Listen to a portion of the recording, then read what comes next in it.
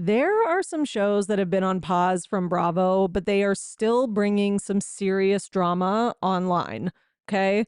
We've got family karma news, and I mean like big drama. And I am so happy that Monica is sharing and airing all her dirty laundry about Rish and their broken engagement on social media. Not to mention, Lexi, Manzo's daughter, is speaking out about the whole home invasion, him being sentenced to prison, and kind of like the way that the Manzos and that side of the family were just never there for her and all her very creepy experiences with her stepdad. So, yeah. We also have some big updates on Leah McSweeney's lawsuit against Andy Cohen, plus Valley News, plus Secret Lives of Mormon Wives, and much more. Enjoy today's episode. Welcome to the Bravo Papers, a safe space for all us Bravo fans who love to analyze, deconstruct, and talk about our favorite Bravo shows ad nauseum. So join me, Bravo and Botox, and we'll catch up on all the Bravo news and read way too much into our favorite shows and Bravo celebrities.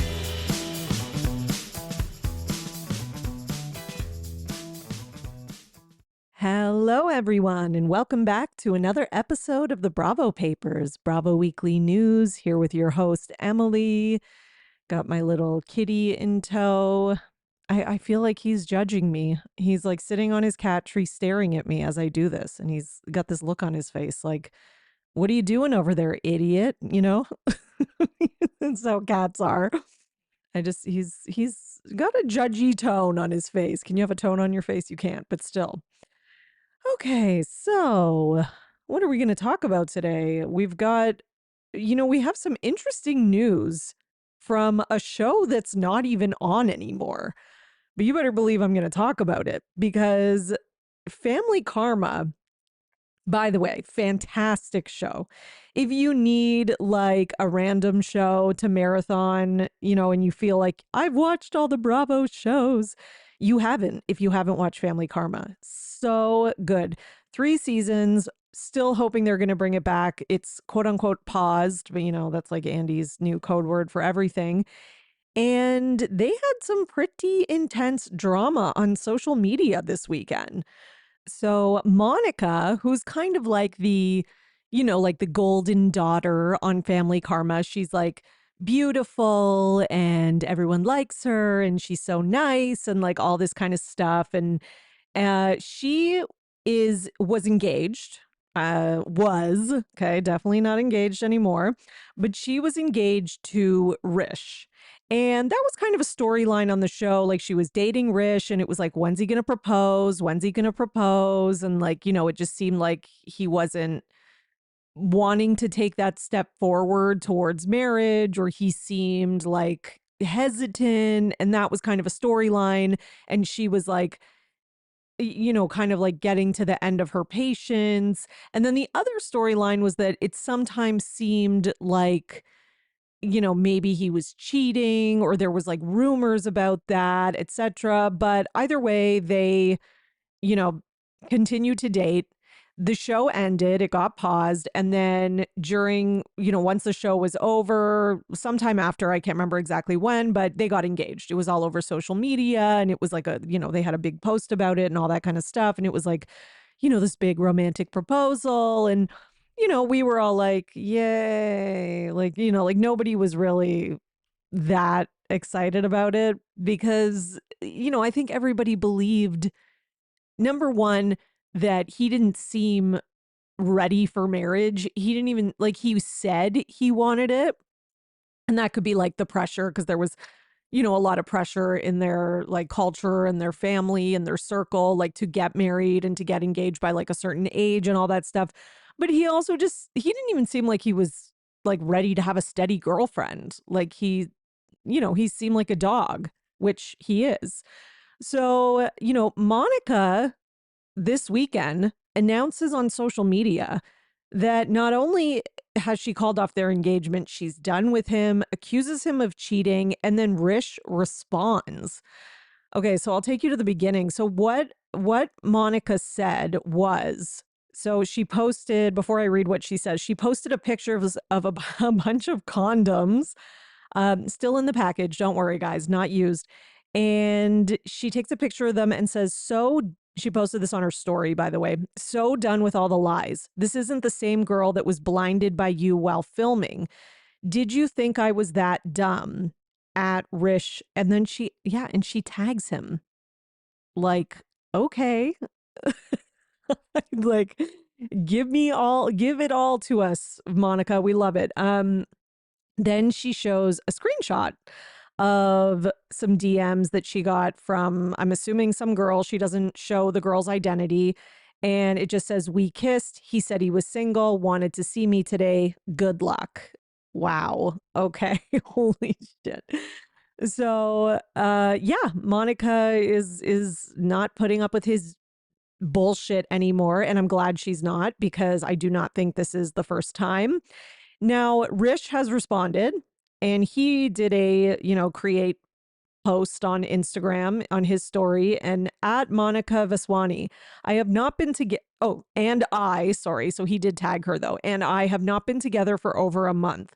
She entered my apartment unannounced and without my permission while I was traveling out of the country, went through my personal belongings, and took out of context photos to post on social media. I never cheated on her and only wanted to give her my absolute best while we were in a relationship. Okay, but what is your absolute best?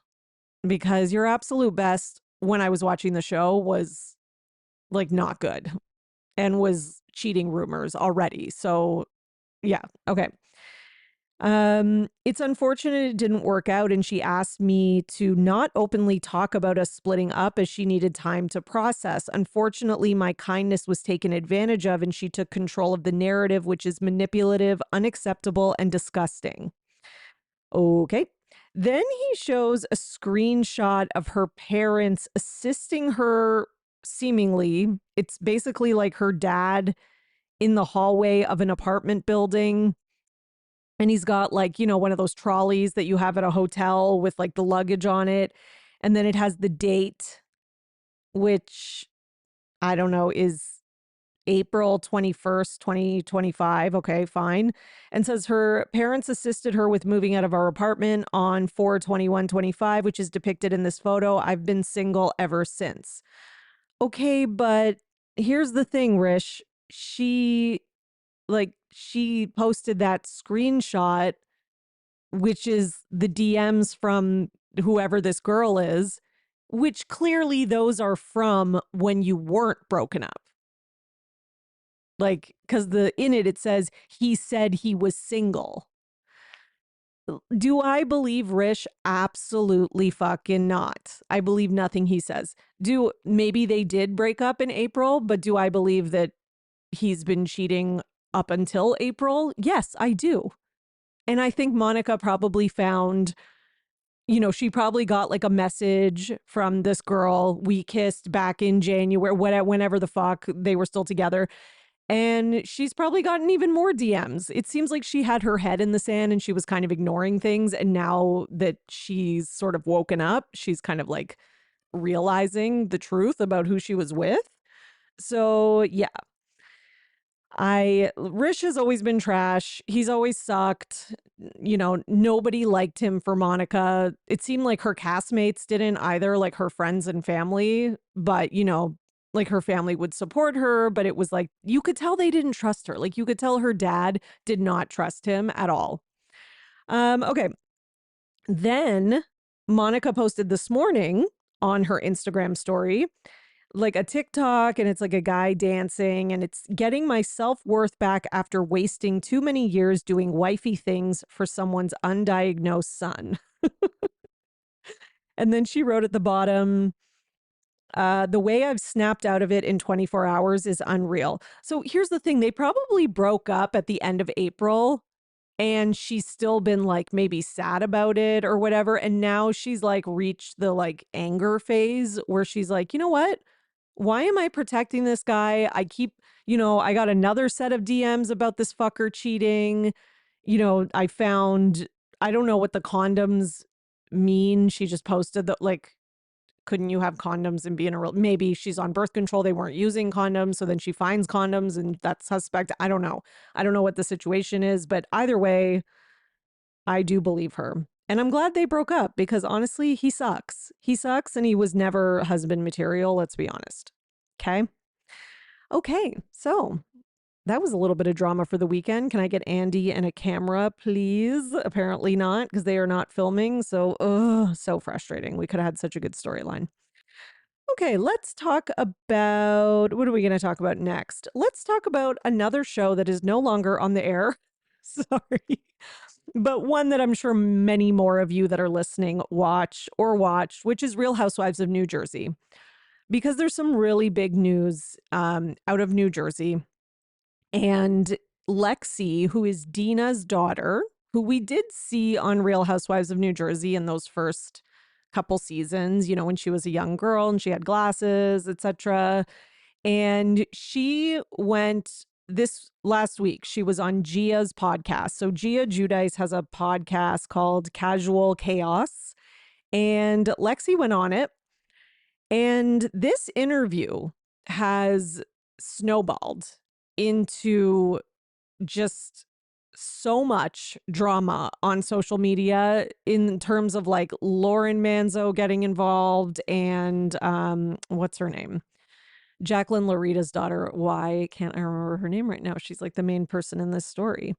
Um, oh yeah, Ashley. Okay, so Ashley got involved too. So I'm going to break it all down. So this all has to do with what happened to Dina and her now husband years ago when basically they were at home and there was, you know, these men that broke in, assaulted them, you know, beat them up. They were really badly injured, etc.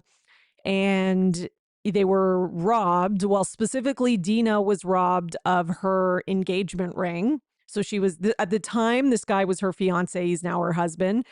And it turns out that these guys were paid to do this by Tommy Manzo, who is Dina's ex-husband. Okay. And he eventually was tried and went to prison for this. So sorry, I also want to clarify that he not only hired, but he assisted in this assault. Okay. So he ended up being sentenced to 7 years for assisting a soldier in the Lucchese crime family to assault his ex-wife's current husband. Okay. So, and you know, Dina has talked about this a lot in podcast interviews and in other places. And she's talked about obviously what a traumatic experience this was. And, you know, the PTSD that she has from it. They both thought they were going to die, like really terrible, violent crime. And they went through a really hard time. And then on top of that, one of the, you know, sort of most controversial parts of it, and if that's not controversial enough, was that Caroline Manzo, who is Dina's sister, but who is married to Tommy Manzo's brother, Albie Manzo, as we all watched on Real Housewives of New Jersey. And the biggest part of the controversy is that, you know, before Tommy was being sentenced, you know, people can write kind of like letters to sort of like be like, please, like, don't, you know, please go easy on him. He's not that bad, like all that kind of stuff. And Caroline Manzo wrote a letter to, you know, a letter of defense in support of Tommy. Right. And she has garnered a ton of criticism for this, obviously, because, you know, that's her sister. Like, you are writing a letter in defense of the man who brutally beat your sister and her fiance / now current husband, or maybe he was husband at the time. I'm sorry. I'd have to look that back up again. But either way, you know, Dina has kind of spoken out like little bits here and there on social media about, you know, how betrayed she felt by this, how hurt she is by this. You know, it's clearly torn their family apart to a degree where they'll probably never reunite again. And, you know, people are like, well, you know, Caroline chose like her husband and that side of the family, and that's that. And, you know, she's a traitor, and, you know, and the story goes on, right? Caroline's son, Albie, has defended her, being like, oh, it's such a difficult choice. And she knew it was unpopular, but she had to do it and blah, blah, blah. Right.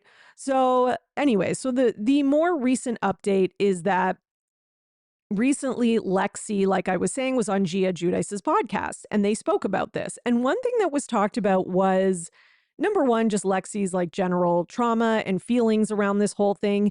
And number two, is the fact that her and her mother were essentially kicked out of their home by Tommy Manzo.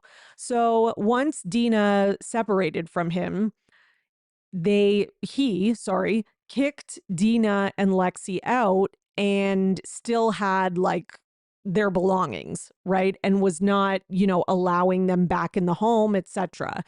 And one thing that Lexi says is that, and this is a direct quote from Lexi, she says, he held on to my things for 10 years and used them as collateral because he had this weird obsession with me.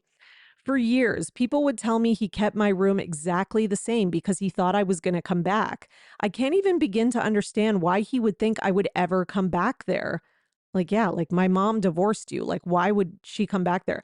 And then, according to Lexi, she felt that Tommy, quote, really loved her because she was the closest thing he had to a child of his own. So maybe at the time, right? She says he was never inappropriate, but he definitely was very affectionate. And that was something I was very uncomfortable with because neither of my parents were that way. It was kind of like extra strange. And I was told to pay him that kind of affection out of respect. Therefore, I felt like the relationship was very uncomfortable for me, which I mean, like, that's very strange. Like it's kind of like he has this weird borderline, I don't know, like sexually abusive, like not sexually abusive, but like, she says inappropriate, but like, I guess never went like, who knows? I do wonder if that's part of why Dina left him. Either way, it's very creepy. So the other thing that Lexi said is that the week before he went away, he called me and I didn't pick up because I had a restraining order that the FBI put in place. Yikes. So he called me and I was like frozen in fear, Lexi shared. I know everything he's done and how he did it. And I think he was probably calling about the things because he knew that that was the only reason that I would consider picking up. So the things that she's talking about are childhood heirlooms that he still had after he split from Dina. And, she says he kept these things so he had something to hold over her. Lexi says that looking back, she actually wished she had picked up the phone. She says, because now I have the perspective of like, I dare you to call me. I'm so angry, truly. And I've had to process so much of that anger, mourn that those things were there and they're definitely gone now. He kept those things. So apparently the last time she spoke to Tommy was right before the home invasion where they invaded Dina and her husband's home and attacked them. And apparently during that call, after Tommy told her he wanted to meet the man she was dating at the time, she told him he couldn't until he gave her her things back. So again, he was still like kind of trying to have this sort of control and holding it over her. Okay. So, eventually they stopped communicating, but they did have some communication for a little while after the separation, divorce, etc. Okay. So Lexi says that he was begging to have a relationship with me and he was manipulating me. When I look back, it was pure manipulation. Yeah. And I mean, she was so young, like she was a kid.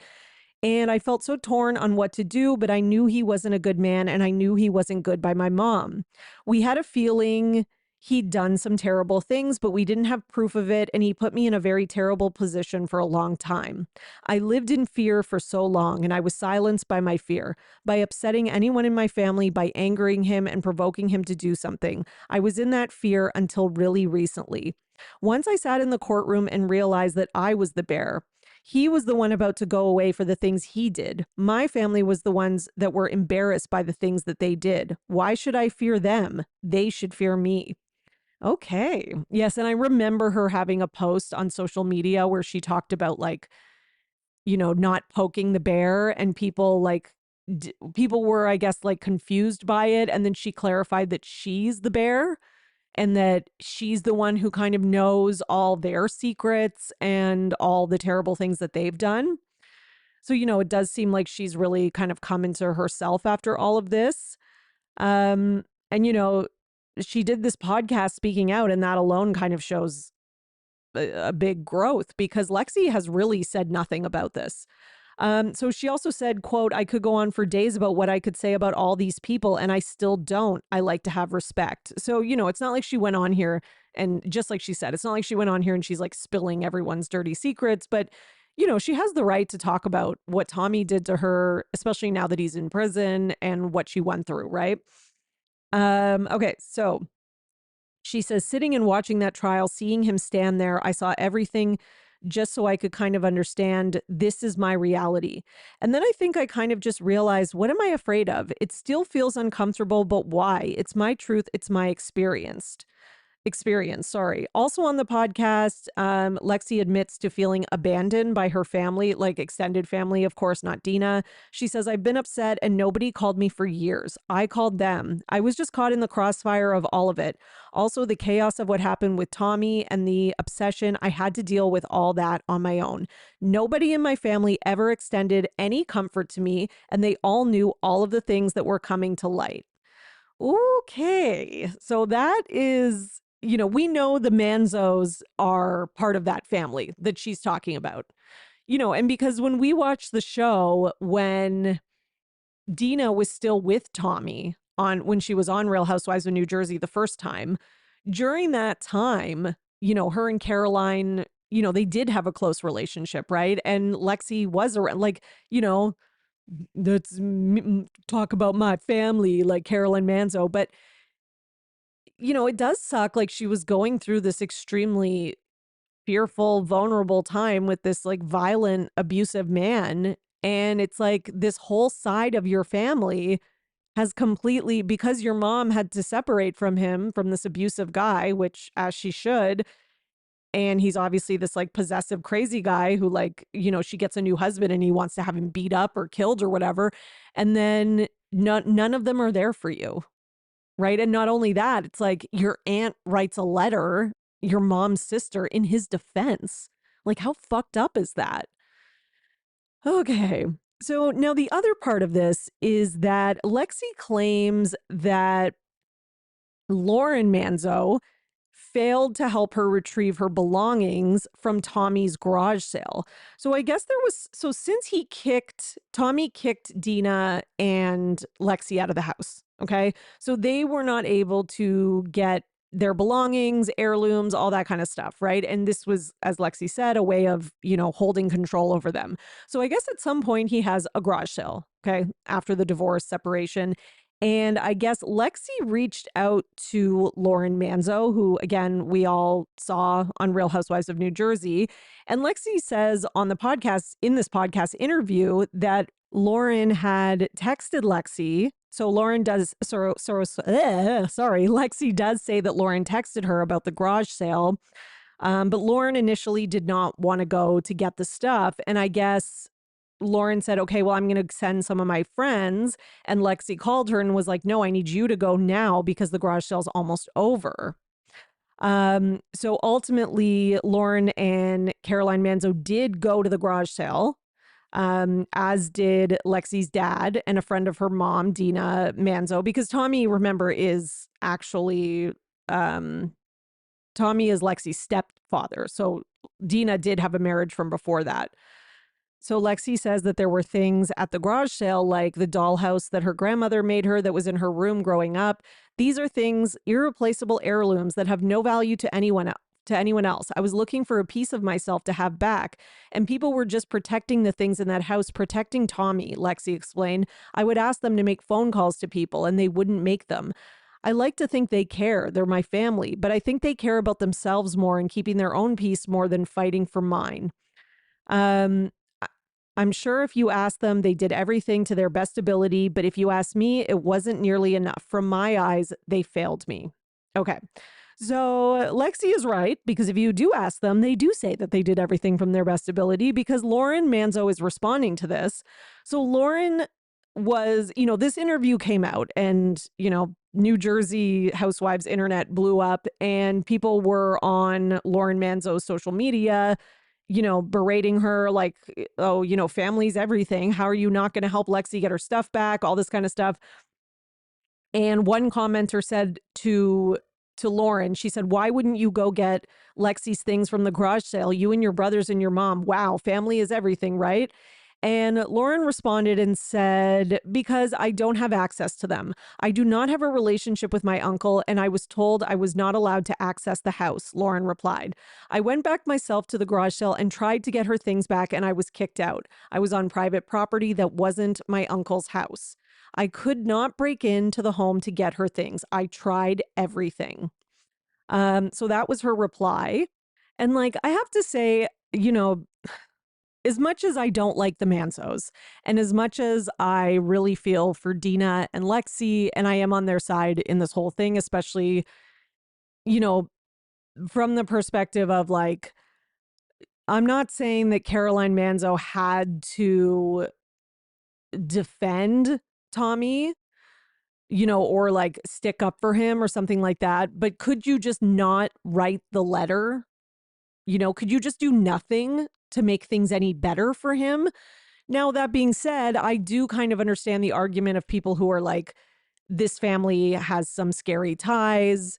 There's alleged ties to organized crime, everything allegedly, obviously. So I can kind of understand that perspective. But yeah, I can also understand, Dina and Lexi being like, well, standing up for this and doing it is not going to be easy. And look at the fear from this, psycho, maybe alleged mobster guy that we've had to live in, the fear we've had to live in and we've had to deal with. So I can see that too. Now, I think Lauren Manzo's explanation is pretty good. Like, to me, Lauren Manzo was like the daughter. She's younger as well. Like the kids shouldn't have to be dealing with all this stuff. And listen, I think Lexi reached out for help however she could. Like no blame on Lexi. But I am kind of like, what's like Lauren Manzo, who was like a teenager or whatever years old, maybe she was a bit older, I don't know, but like what's she gonna do about like her crazy uncle?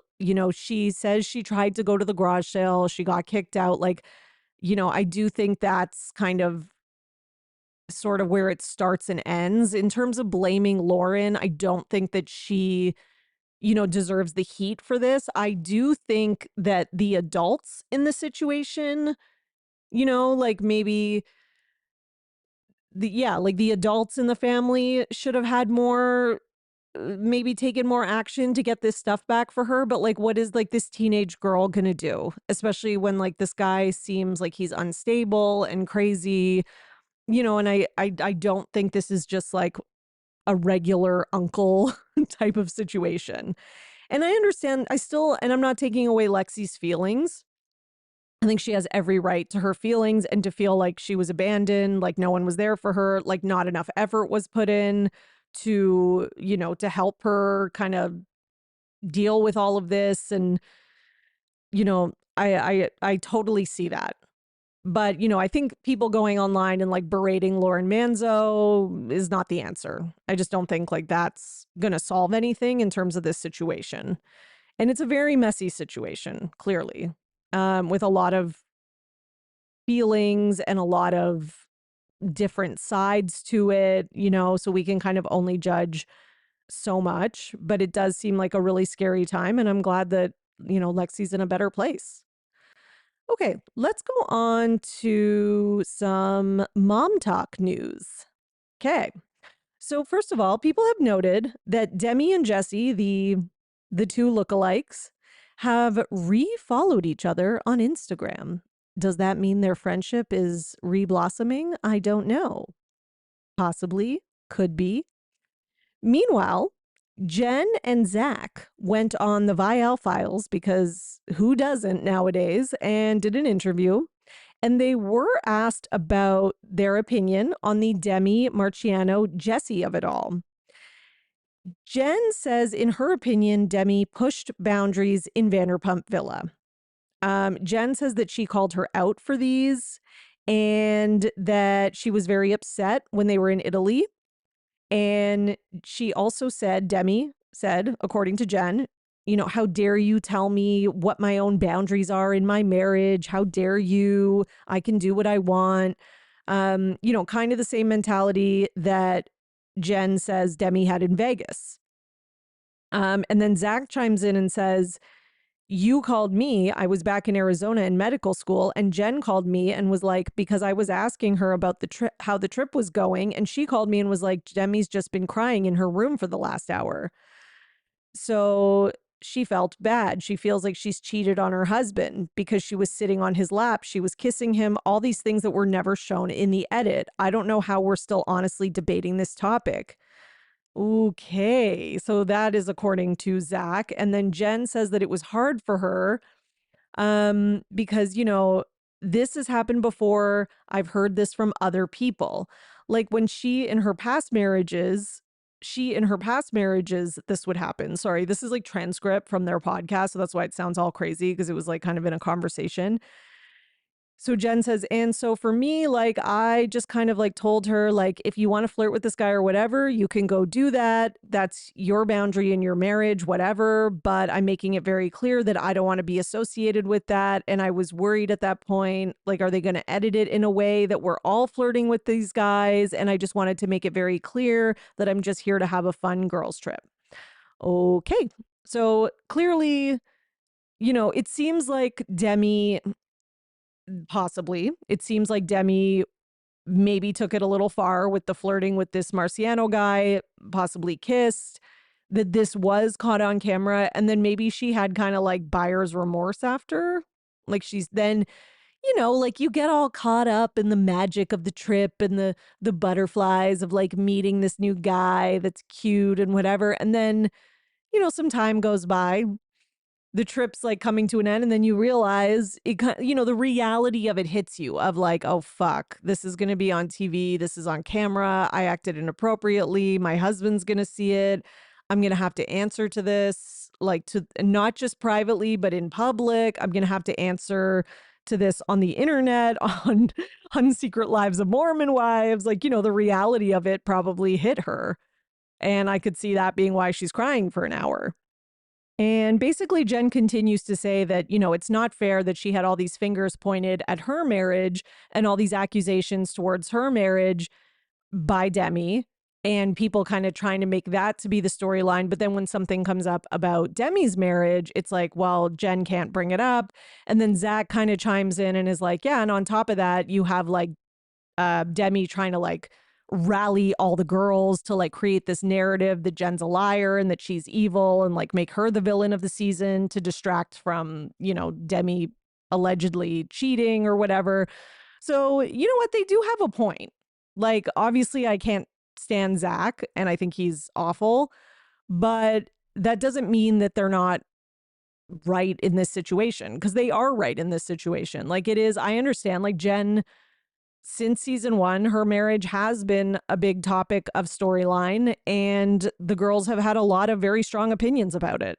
So yeah, it's like the minute that one of the other ones, specifically Demi, starts to have her own maybe marriage issues, etc., specifically with infidelity, and Jen sees it, and Jen says that she did say something to Demi, but it was kind of out of concern, like, check yourself, maybe you're going a little far with this kind of stuff.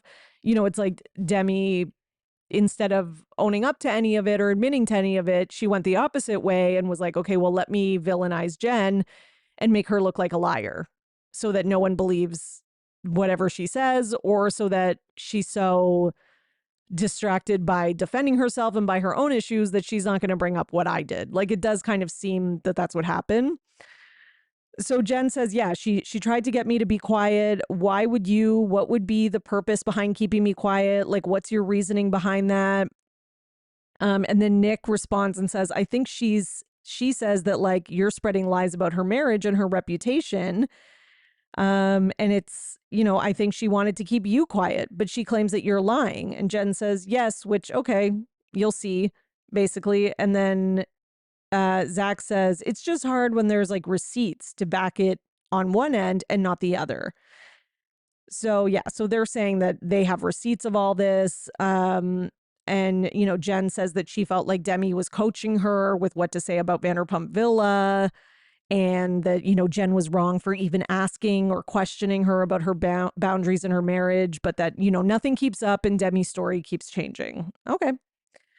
Meanwhile, Zach continues, I gave Zach one little tiny, you were right about something, but he continues to be the worst. He said, and I quote, Jen, like 6 months after she gave birth, she got pregnant again with her second baby. Her second baby. Just point that out.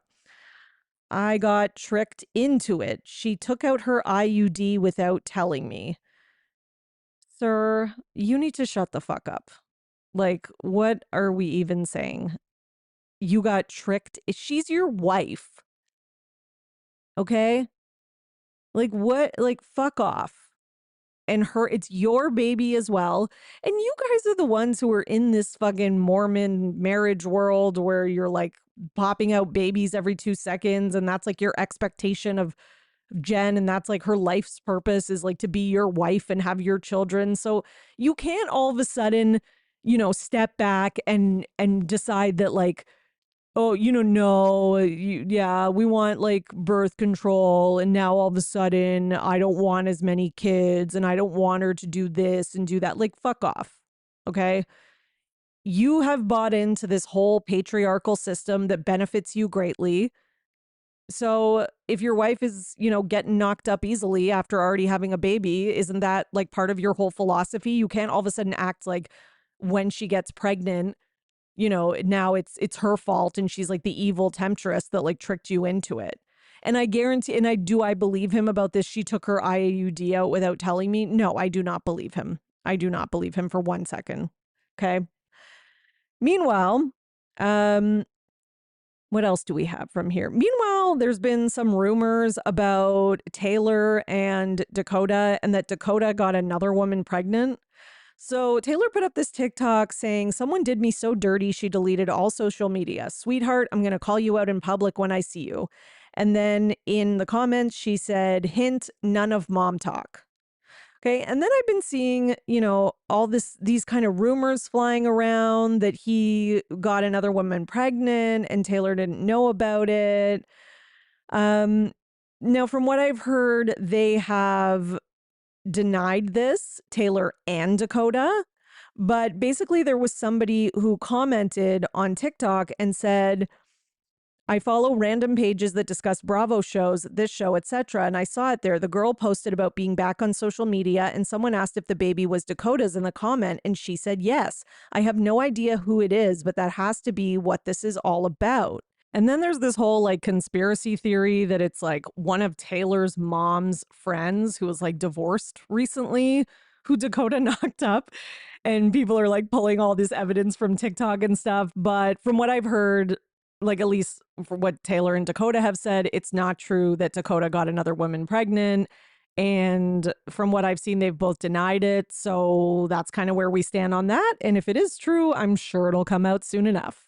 Meanwhile, we have some Real Housewives of Atlanta news because Britt Eady is being called out by her event decorator, not planner, after Britt blamed her for the atrocious, terrible, embarrassing, cringy event that Britt threw on last week's episode of Real Housewives of Atlanta. So if you didn't watch, it was one of the worst Housewives events I've ever seen. It was so embarrassing. And Britt took to, well, not even social media, but this week on Sunday's episode that just happened, Britt was like fully trying to blame her event planner. And she was like, well, guys, I'm so embarrassed by my event planner. Like, that's not like the kind of thing that I would normally do and represent. And during the episode, she was trying to blame the event planner for like putting place settings at the other guest tables and saying that they were just supposed to have like cocktails and like little bites, and that they weren't supposed to be served like the meal, which was kind of the controversy, that she was only serving a meal to like the housewives and everybody else was sitting there with no food. So she tried to blame the event planner for that. So the event planner has spoken out and says, hi, I'm Bella. I want to address my appearance on The Real Housewives of Atlanta, where I decorated an event for Britt Eady. As the event decorator, I fulfilled everything I was asked to do and more. However, some behind the scenes details weren't shown. I want to be clear, I was not responsible for the food. Brittany asked me to design a menu based on her selections, and the restaurant was in charge of providing and serving it. Secondly, the venue was not available for private use. The club was open and operating, and me and the team arrived early, not late, and were moved around due to production, lighting, etc., all things that were out of our control. We overdid our job. Um Wait, is that continued? We overdid our job. Sorry, that's the end of that one. Then she says she chose to serve small bites due to budget constraints. Yes, we know. Don't worry. Which she confirmed in a message. I had no control over food quantity or service, as I'm not an event planner or caterer. My role was strictly decor. I offered input on setup, including the use of high top tables and styling the dining table, which she approved. Lastly, any claims that I overcharge or misled anyone are false. I wasn't even fully compensated for my job and was still in dispute about my balance. There's a clear difference between an event decorator and an event planner. Confusing the two unfairly shifts blame. Oh my goodness. And then she tags some Instagrams, Real Housewives of Atlanta and Bravo TV. And I have heard that since this event happened, I have heard that Britt's husband still has an outstanding balance that he has not paid this country club. And on top of it, she has this event and tries to make it look like this fancy ass thing, but it is kind of jarring to hear that this was not even a private event. Like the club was just open to the public or whatever. So anybody could be coming in and out and using the space. And that kind of makes sense why it would have been harder for production to set things up and to move, and they would have had to move things around maybe at the last minute, etc. Like, what are we doing, Britt? Like, this is what happens when you get some fangirl who's like pretending to be a housewife. It's like, okay, get out of here with this. Oh, it's embarrassing. It's beyond embarrassing, honestly. It was watching all those guests sit there not eating while the girls at the main table were eating. It's not only is that shitty for the rest of the guests who don't get to eat, it's shitty for the people at the main table. Because then you don't even want, like, you can't even enjoy your meal and your food because you feel bad because you're sitting there eating while everyone's sitting there at the other tables just like staring at the fucking wall. It was a disaster, guys, honestly, a disaster of an event. A disaster of an event, and I am very glad that the event planner is calling her out because she deserves to be called out.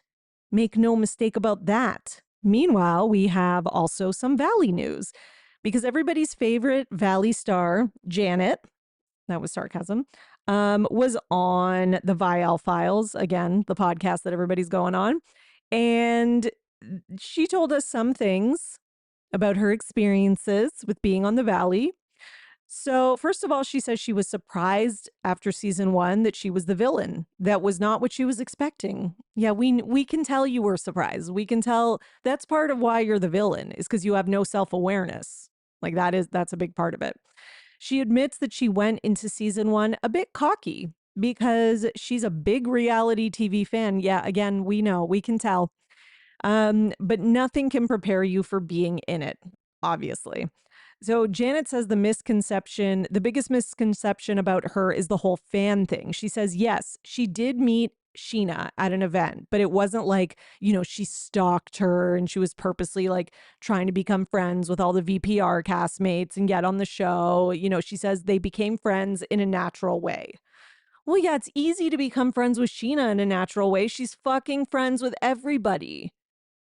Like, she'll be friends with, like, the random guy giving out free samples in front of the Pizza Hut. Like, okay. So she also says she regrets what she said season 1, the whole like Michelle racist Republican thing. She says basically it was taken out of context. It's a long drawn out story. And she said then Zach and Kristen went and repeated it and said the don't say gay bill thing, and it blew up. She claims that she never used any of those words, like the don't say gay bill. And that all came from Zach and Kristen. So basically we are supposed to believe that Zach and Kristen made that up, which it's possible. Of course it's possible. But do I think they made it up? I don't. I'm sorry. I just cannot believe Janet. Like, she's so messy, so drama, spinning everything. Not that Zach and Kristen aren't, but I just, that don't say gay bill thing is so specific. And you do admit that you are the one who told them. So you do admit that you, once again, are the origin of this. This is my issue with Janet, is that she's often the origin of gossip and messiness, but then she gets mad if people relay it not 100% accurately. Like, so now it's Zach and Kristen's fault because they relayed this news to people and they added their own spin. How about you stop talking shit in the first place, Janet? And then things won't get relayed at all because you didn't say anything. Like, how about that? Okay. So then, where else was I? Janet says she wasn't at the Halloween party where Danny had put his hands on Jasmine and Melissa, but she says that she knows a few other people who were there who Danny also put his hands on. Okay. So I guess we're not moving on from this.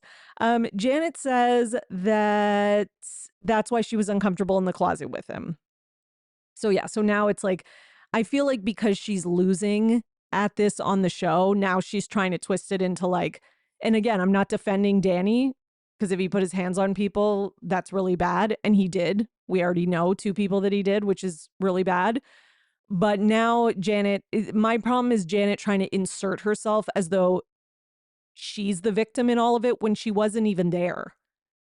Like, she's like, that's why I was like uncomfortable in the closet. He went in there to get a White Claw and to chug tequila, both of which he did, and then he left.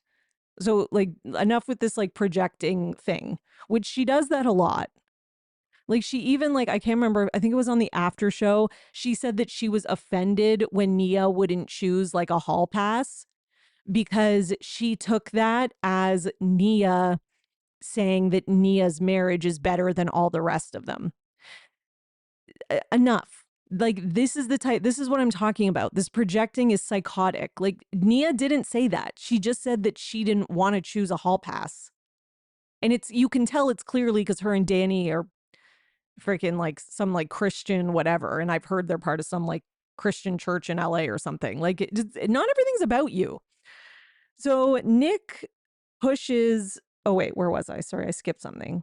Oh yeah, Janet also says the difference between Danny and the rest of the group when it comes to heavy drinking, because Nick is like, well, you all drink a lot. She says is that the rest of them are honest about it and he's not.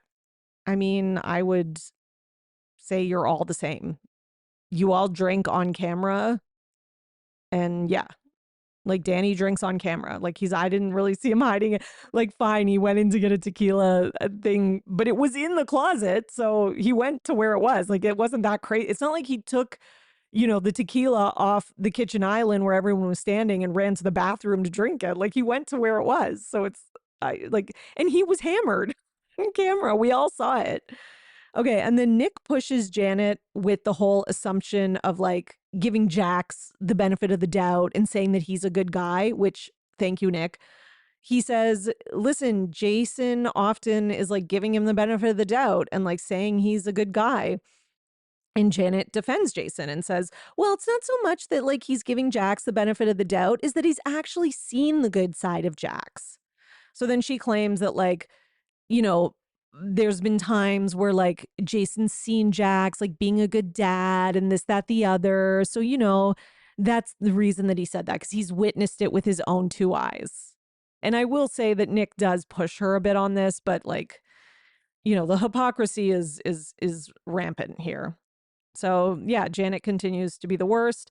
Meanwhile, Brittany Cartwright is casually dating musician Will Gittins amid Jax Taylor divorce. So she says they are only seeing each other. It's casual. He is a Grammy Award winning songwriter and he is from Trinidad. I don't have much to say about this except, okay, good for you, Brittany. He's cute. Get it. All right. And I'm sure Jax is somewhere, breaking into somebody's house or doing something illegal and, scary right now after hearing this news. It's just, God, it's just a mess. It really is. Okay, let's go to what have I not covered yet? We have, oh, yes, we have some just general Bravo news because there are some things going on specifically with the Bravo reckoning and the whole Leah McSweeney versus Andy Cohen thing. So let's get into that. So, just a quick reminder, Leah's suing because she says that, like, initially her lawsuit said that Andy Cohen snorted cocaine with other cast members. So, not her, but this is apparently traumatic for her. And again, a boss shouldn't be doing drugs with his employees. I'm not saying that's right. I'm just saying that, like, these are, it's hard to get that mad about it because this is not like, do I think that somebody who doesn't do drugs or drink is gonna like do a line just because Andy Cohen asked them to? No, I don't think, like, example, Candy Burris, who does not drink or do drugs at all, is gonna do it because of Andy. Nor do I think like Lisa Vanderpump will, or Kyle Richards, like the list, I could list a few, or any of the like sober Bravo celebrities like Lala or whatever. But do I believe that ones like Sonia and Luann, who probably allegedly maybe already do stuff like that, would, if they're at an event with Andy and they are all wanting to would do it together, would do it? Yes, I do believe that. Do I think this is something, maybe, could we say it's inappropriate? Yes. Is it maybe cause for Leah for a whole lawsuit? That's a bit of a stretch, I think. The only thing that has maybe some merit here is her saying that producers pressured her to fall off the wagon. But again, so far she hasn't been able to prove that. And it's a hard thing to prove. She, without like texts, etc. And from what I've heard, she doesn't have any, but I guess we'll see. So now she's claiming in new court papers that Andy abused his power to direct or induce an army of Bravo stars to claim that McSweeney is a liar in the press. Okay, so it mentions more than 20 cast members by name, including Luann de Lesseps, Kyle Richards, Melissa Gorga, Candy Burris, and Dorinda Medley, who the lawsuit says were coaxed to slam McSweeney's claims in the media, including on TMZ, Page Six, and various podcasts and other TV shows. It also alleges that Lisa Vanderpump appeared on The Talk and said, "I'm on Cohen's side." Okay, but she was asked. So how, like, okay, I guess Leah would say, like, the question was planted. But how are you going to prove that? Like, Leah is losing her mind because how are you going to prove that something that is headline news that everyone is talking about at the time, everybody was talking about this, and then Lisa Vanderpump is a guest on the show? Of course they're going to ask Lisa about it. Her and Andy have always, they're both producers of shows on the same network. Like, they both have a similar kind of power level. Like, it just doesn't make any sense. And of course, Lisa doesn't need to be coaxed in defending him. It is best for Lisa to defend him. Number one, this could be how she authentically feels. So that's the first possibility, is this is how these people authentically feel. They think Leah's a loser and they don't believe her, or they believe her, but they just think she's being an idiot by doing a whole lawsuit about it, and that she's butthurt because, she didn't get another season or whatever the case is. Right. So there's that. Or they just legitimately, they like Andy, they like their relationship with the network, and they don't want to rock the boat. Like, why do they have to? They're allowed to create their own opinion. And just because their opinion does not reflect what you want them to reflect doesn't necessarily make it a lie. Because they're being asked questions about an opinion matter. This is not like a factual thing. This is like, in your opinion, is Leah McSweeney a liar? Yes or no? You can't, like, they're allowed to say what they want when they're asked that question. Okay, so the lawsuit also mentions Heather Dubrow, who I guess implied on her podcast that McSweeney should be thanking Bravo rather than suing Bravo because she's making money and thriving because of his platform. Again, how are you going to prove that that's just not Heather Dubrow's opinion? Heather Dubrow is a fucking rich, elitist. She's, of course, going to be like, she would have that opinion authentically. Like, it's just, the lawsuit is, she's reaching. Like, I don't know where she's going to get with this. Okay, so what else did she say? And that Margaret Joseph from the Real Housewives of New Jersey told Page Six that McSweeney's claims are intended to do nothing but to assassinate Cohen's character, and that is disgusting.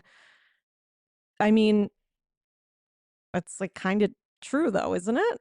Like, you are trying to assassinate, like, you feel your character was assassinated. So you are fighting back by, in turn, not like going after the network only and the producers only who you say did, unethical, illegal things by pressuring you to drink, all that kind of stuff. But you are now also saying, while I'm at it, let me talk shit about Andy. Like, that is what you're doing. And again, whether the stuff is true or not, you are doing that because you think if you call him out on his like dirty secrets, it's going to make your case stronger. Correct? So, okay. In each case, the suit claims that the star would not have made the statement, but for Cohen's direction and or inducement. Okay. And but again, how are you going to prove that? Like, that is like next to impossible to prove. It really is. Like, if it is true, which I don't know if it is, but if it is, it's so hard to prove that. The new filing is intended to bolster McSweeney's argument that the defendants retaliated against her for her filing her lawsuit. Okay, great. Good luck to you. All right. Meanwhile, we have a quick announcement from House of Villains because the new season is coming, season 3, and we have 2 Bravo celebrities who are going to be joining it. And that is Kate Chastain and the ultimate villain, Tom Sandoval. Okay, let's see if he lasts longer than Jax, who got kicked off pretty early. Another little announcement is that Uba from Real Housewives of New York is engaged. So yay, she's engaged to Oliver. So anybody who watched the show would have seen them.